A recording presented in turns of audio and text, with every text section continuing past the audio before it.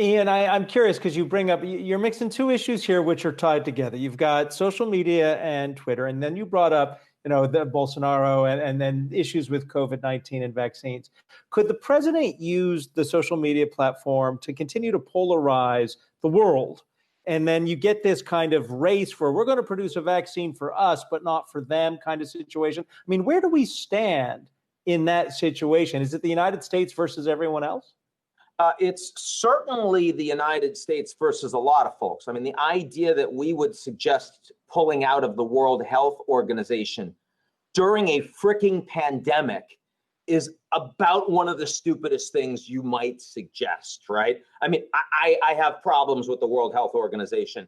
They're a weak organization. They're kind of led by weenies in the sense, but that's our fault. I mean, we will not allow a strong WHO. We will not let the WHO be led by people that will criticize us for not having working tests. Nor will the Chinese, a funder, allow the WHO to be led by people that call them out for not giving them direct access or transparency in what the Chinese are covering up in terms of human-to-human transmission. That is a structural problem. But as Donald Rumsfeld would say, you fight a pandemic with the who you have, not the who you want. So, I mean, breaking it doesn't help us. And I think when it comes to the vaccine and the WHO and the European Union coming together and say, we want to work together to have a vaccine that would give access to everyone.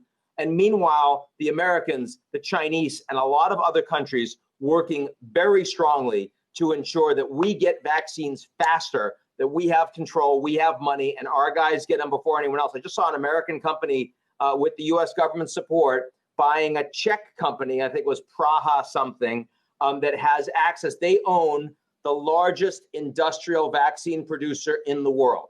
And this would give you in 2021 1 billion doses of vaccine for a vaccine that if it works, you need 2 doses. That's 500 million people.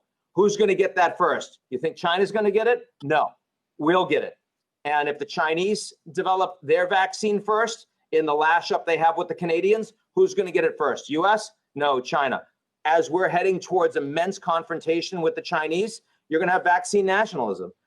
It should be obvious to everyone that we don't want that it's a global virus. We should want a global response, but we are not going to get a global response. We're going to get a geopolitically fraught response that's going to intensify the confrontation that we presently have on the world stage today.